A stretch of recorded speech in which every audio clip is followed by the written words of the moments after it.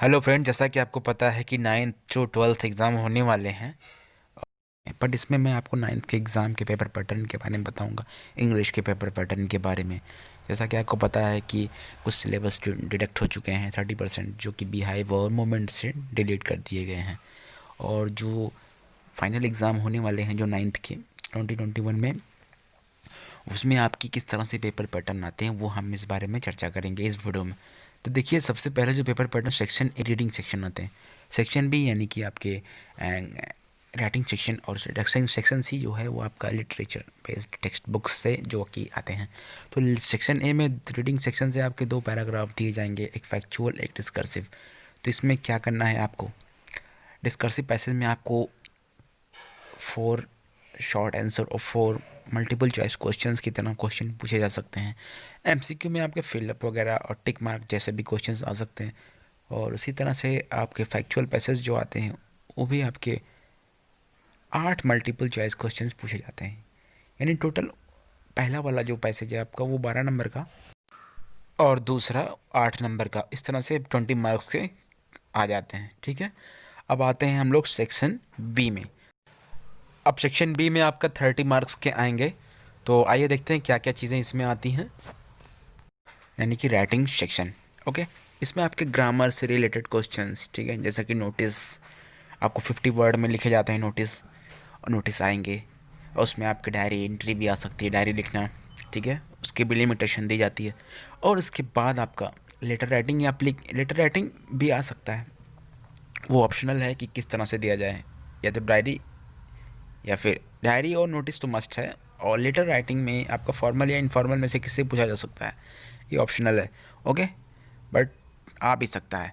इसके बाद आपका जो भी आएगा एरर करने के जो आते हैं, जैसे कि आपको पैसेज दी जाती हैं, उस पैसेज में हर लाइन में एक एरर होगा।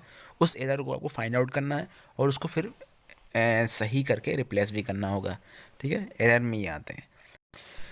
तो ये टाइप 1 एरर था। टाइप 2 एरर में इस तरह से भी पूछे जा सकते हैं, जैसा कि आपको लाइंस दी जाएँ पैसेज की तरह, और उसको फिर ऑप्शन दी जाए, 4 ऑप्शन में से एक सिलेक्ट करना हो कौन सा राइट है। हेल्पिंग वर्ब आर्टिकल्स किसी भी तरह से वो आपको पूछे जा सकते हैं, उसमें से आपको फाइंड आउट करना है। ठीक है, इसमें आपके मॉडल रूल्स, टेंसेज और प्रीपोजिशंस जैसे ऑप्शनल आंसर पूछे जा सकते हैं। ठीक है, तो इस टाइप 2 एरर में ये तरह के एरर आते हैं। उसके बाद आपका रीअरेंजमेंट्स ऑफ द वर्ड्स इस तरह से आ सकते हैं कि वर्ड को अरेंजमेंट करना हो, ओके, रीऑर्डर करना हो, करेक्ट करना हो, जम्बल्ड वर्ड जैसे आपने देखा होगा। तो इसके बाद आपको इस सब चीज़ों को करने के बाद इसमें आपको शॉर्ट स्टोरी भी आ सकता है। यानी इस स्टोरी बेस पे आपको हिंट्स दी जाएंगी, और उसको, या फिर हिंट ना भी दी जाए फिर भी आपको इस स्टोरी को कंप्लीट करना होता है, लिखना होता है। इस तरह से सेक्शन बी कंप्लीट हो जाता है। सेक्शन सी आपका बुक्स से रिलेटेड क्वेश्चंस आंसर पूछे जा सकते हैं। ये भी 30 मार्क्स के आएंगे, टोटल मिला के 80 मार्क्स हो जाता है। Okay, total weightage 80 marks.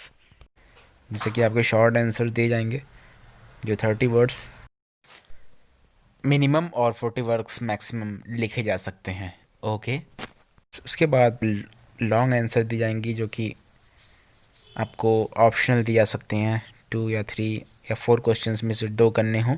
तो इस तरह से आपके section A, section B, section C complete हो जाता है।